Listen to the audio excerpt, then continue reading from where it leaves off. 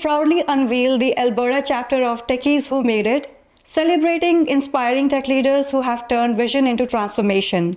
I'm Sheetal Acharya, and today's spotlight is shining brighter by the presence of an inspiring leader, Paul Moore, who stands as a pillar of technological leadership. Today, we proudly unveil the Alberta chapter of Techies Who Made It, celebrating inspiring tech leaders who have turned vision into transformation.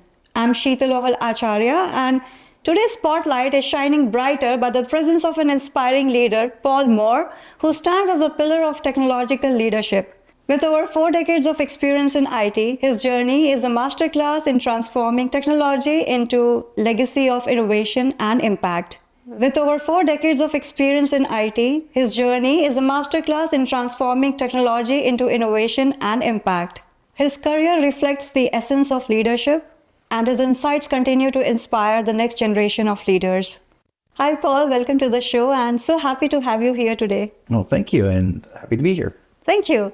So let's get started with our conversation, Paul. Sure. So, Paul, you have held some of the most significant roles in your career.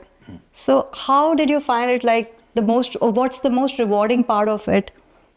The most rewarding part, I would have to say, is seeing some of the vision that we had for some of the early days of adoption of technology, actually really helping the business and transforming that business into new ways of doing work and just doing things that they couldn't even perceive doing in the past. So I enjoyed that. Many opportunities to bring new technology to people. That's wonderful. And during your career, you would have seen the waves of technological evolution. So which one did you find the most challenging? The most challenging? I think, that's very interesting. I think it was, we were getting better with technology, more able to use it just for day-to-day operations and work. And I think the moment that we started to not record anything on paper, but we completely trusted the computer, whether it was a tablet or a personal computer at that time, because when the early days, when I had first come on, we had terminals, which we would call it, but some of them weighed more than me. They were so heavy and things like that, and there were only very few because it was so expensive. So you would always have to document things with paper, and that was the old way. But near the end, everything was accessible, and we just sadly some people have forgotten even how to write, so that's a very interesting transition. You back 30 years ago, you would never think anybody would trust. So how do you see now organizations transforming with the use of AI? I think it really goes back to before even we used the term AI. I think one of the things that I did 20 years ago was really talk about the problem we had with data and data mining, data warehousing. That was a term that. And I think the biggest problem we had was we're storing so much information. How can you make sense of it? Because it just takes too long. I remember once reading that a professor was writing a paper, and he knew that the results he was looking for was somewhere.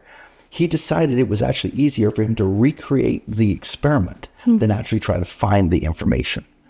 So that is very powerful, and we struggled with that.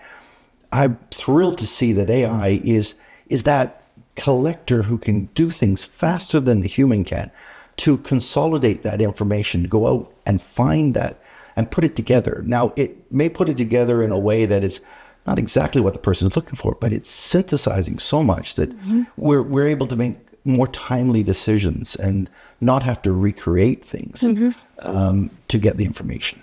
So that's where it's going. Paul, as a senior leader, what did you find, based on your experience, what did you find most challenging in driving, change or the transformations, or driving the expectations or managing the expectations? Very both are very challenging. That's like, you're just asking me to choose which of my children I like better.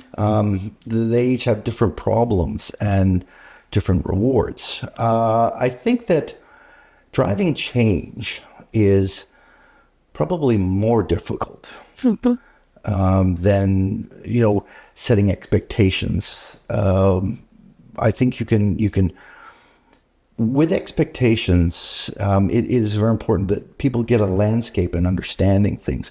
One of the things that I did explain in a book that I found very successful in my career was using analogies to make them understand how it's going to look. Not exactly, but it gives them a perspective. So that helps set expectations. But change is very difficult because people don't want to have to learn something new, even if in the end it's going to be better, because there's always a transition period that's just awkward, harder. And so that is, I think, more challenging. By the way, in my career, who do you think is actually the one who resists change the most? In my experience, it was actually the IT people. Okay. Doesn't make sense, does it? I found the business people more accepting if we were going to put a change. Other way around, right? But when we told the IT people they'd have to do something differently, they no, I've always done it this way. I don't want to do it differently. So I thought that was quite ironic, actually. So yeah, so that's a change. Paul, you have such an enriched career. You have, led some of the biggest transformations. So when you look back, what does, success mean to you, or the definition of success defines for you? Success to me has been where I get the most reward is when somebody who I go out to visit, whether it's a customer or, in my years of being a vendor or when I was running the large IT shop in an oil company, are people in the field. When they see you and they want to show you how they've used the technology and how it's helped them in their job. And even saying, actually asking us for more. I've done this. Could you actually give us more? And they're the ones, it's really interesting. We're in a great position where we get to envision something for people. But, the real magic and the value is when they take your tools and what you've given them and create something that you could even foresee, because you're not in their business. They are. And if they can't quite get it, they come to you and they ask you for it. And it's a really rewarding period when they do that. I quite enjoyed that. That's great to know. And it's like kind of the trust that, that has been gained.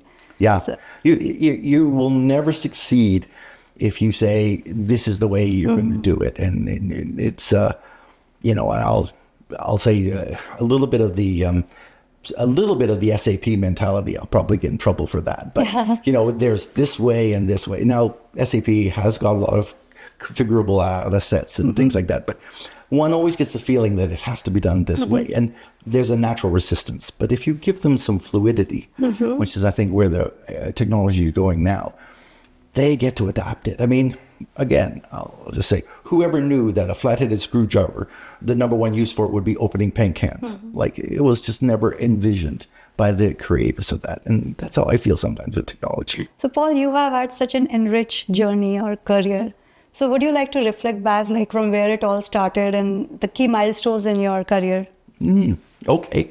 Key milestones and where it started. Well, where it started after I graduated was at Mount Royal as, a lab tech and assistant. That was very rewarding because I was teaching and I was really seeing how people could use technology in a different way. So I enjoyed that. In my career in the business, I think I really... we got an award in my first few years because we wanted to, this space was very, very expensive. And we knew that 80% of the information wasn't being accessed. So we actually, my friend and I, wrote a system that allowed to archive unused files into store them onto tape. And then people, if they needed them, we had a library, we could recall them. Now that's all passé now, but 40 years ago, that was pretty state of the art. We saved the company a lot of money on disk space, and we used old mag tapes. So that's how old I am, unfortunately. But a really rewarding milestone was working for 3 years up in the Arctic, putting in the technology for a lot of the regional. And I was the architect and the implementer of building one of the first private networks using satellite technology for enabling technology to get to some of the most remote towns in the Arctic. So that was, and it was very cold, which is kind of exciting. But I really enjoyed that. I've put in early days of security firewalls. In the old days where we actually had to put cards into PCs to make it work. That was very experimental and very interesting. And we were one of the first early adopters of using voice over the internet. Yeah. We used to call it voice over IP, but we were really, really early adopters. And that was because we were in a large industrial plant and we just didn't have the wiring. And so we needed to use a different kind of technology to enable people to communicate. And that was very exciting. So, implementing major systems, involved in large mergers, they've all been very enriching and very enlightening, very tiring at times. But yeah, I'd say those are some key ones. So that's an amazing journey, I would say. And you have seen like so many waves of transformation. So that's wonderful to know, Paul. Yeah. And it's always changing. It's always changing. It seems to be changing faster now, I think. So I'm sort of glad I'm semi-retired because I think it would be very difficult to keep up. So let's talk about the author side of yours, Paul. Sure. You have written some books and you're inspiring leaders through your writing. Yeah. So let's talk a little bit about that. Sure. It started about 20 years ago when some managers would come into my office and they'd be frustrated or there'd be some problems. And I usually take on an attitude where I like to ask why and, some just calm questions. But one of the things I used to catch them, people would be upset that person didn't do what they thought they were going to do, or this vendor was not delivering what they promised and all those things. And I used to always say, okay, well, where's your documentation? Where is it? And they said, well, they just told me. And I said, really? You believe that? I said, no documentation. No documentation. So I said, so my favorite line was, well, if it's not written, it's not real. So they used to laugh at me and I said, oh, it's Paul. He's going to say this again. So they used to say, well, that's your law, isn't it? I said, well, yeah, I've got many laws. And so we joked. And then finally, through enough prodding, my manager said, well, what are your laws? And so I said, oh, that's interesting. So I sort of put a little PowerPoint presentation together, and I started with 5 and I elaborated to 10. And I sort of just one day in a manager meeting, I just brought them out and they just loved it. And we had a lot of fun with it. We talked about it. And so they just coined it Moore's Laws. And interesting. It was. And over the years, I just talked recently to one of my people that worked for me. He's got a presentation that I gave him 15 years ago that still he keeps it and refers to it, which is really nice. It's heartwarming. But that was the genesis for this book, as I was, looking at my life and some of the things and some of the people that I'd helped, and through the help of my wife, she said, well, you should really put this down on paper. So it did. That was the genesis. And so now it's sort of a walk through technology, a walk through time, the human interaction, some of the things that you need to know, some of the things I did well, and honestly, some of the things I didn't do so well. So, and I think that's really nice to just sort of be honest and tell those things. So Moore's Laws kind of got written up. Wow, that's wonderful. And could you please also talk about your latest book that you have written? Yeah, it's called Hitchhiking to Manage It, and it is about. You can see that there for our viewers. Yeah, So it is really nice. It is, like I say, it's a walkthrough. It's a guide for you even if you're a manager or a seasoned manager. I think it is nice to give you just a couple of nuggets or perspectives, because perspective is very, very important, and it's very different for every person. And that I learned, and it is one you must account for. And so I thought it would be nice to give those people that opportunity to just take a look and just maybe see things a different light. So. No, absolutely. And I'm sure like you're inspiring the next generation of leaders through your writing. So that's wonderful, Paul. Yeah, it has been I'm very much a technologist. My degree was mathematics, so it says geek all over you, right? But what's interesting is this doing a book. If you'd have asked me 30 years ago would I write a book, I would have scoffed you and thrown you out of my office. And so I think that's quite funny. But I found it incredibly rewarding, actually, and the feedback, getting people reaching out that hadn't seen me in 10 or 20 years, saying, "Oh, I saw you wrote a book," and I picked it up, and it's just wonderful. It's really gratifying. It's great. Fabulous. You talked about like your wife, she kind of motivated you to kind of get it published, right? So then let's talk about, I know you have a lovely wife, Tanya, I have met her. Yeah. So let's talk a bit about your family, Okay. So it's a great family.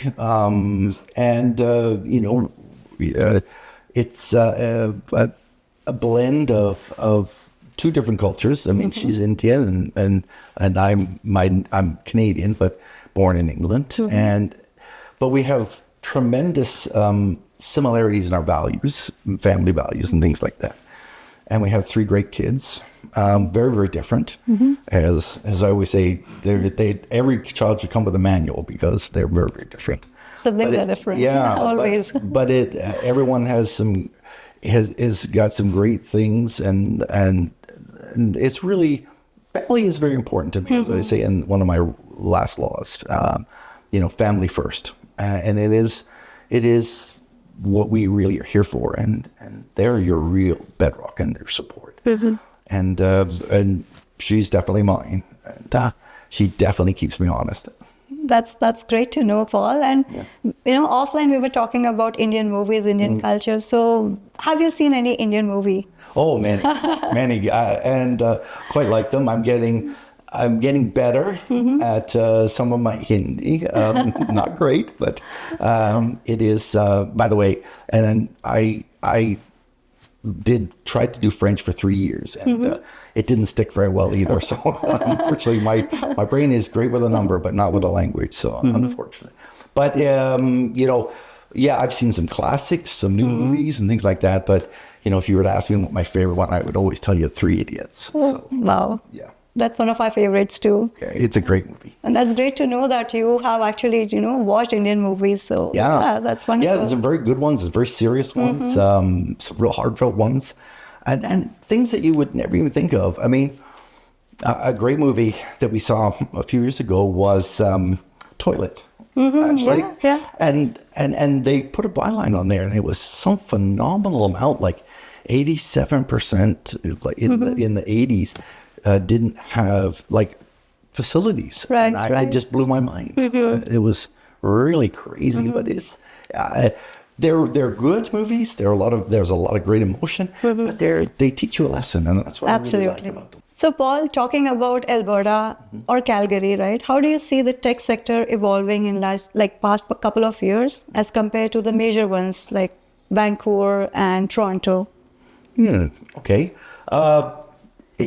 Tech is going to be very interesting, I think, because of our ability to be online anywhere and virtual work groups and things like that.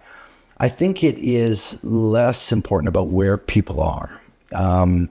And as an example, my oldest daughter's partner, who works for X, could be anywhere. Like head of European operations, but lives in Scotland. So, and I think that's a benefit. And Calgary offers people a really nice work-life balance. And I think work-life balance, particularly with the younger generation, like I think that's a very, very important factor. And Calgary is a beautiful area, city. We've got all of the facilities we need, like any sort of major city, but not that major city feel, I think. So I think that's encouraged a lot of very good technology. And Calgary's always been, actually, although we are known very, very well for being obviously an energy hub, back in the day, I say in the day, 1980s, 1990s, somewhere in that range. The second largest employer of Calgary was a technology company called Nortel. So it's always been a technology area. People just don't really understand that. Now Nortel is gone, but it's transformed. But we still have that technology spirit here. We have a specialization, particularly with IoT, because all of our stuff is very much in process control or instrumentation. So we have that nuance of having a needs and that.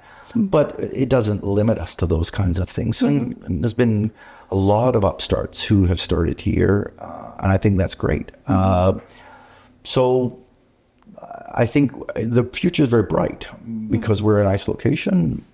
Geography doesn't really matter. And I would encourage everybody to do that. And I am a believer of work-life balance, and I think this is a great city for that. So, Paul, if you have to give one piece of advice to the aspiring tech leaders, what that advice would be from you?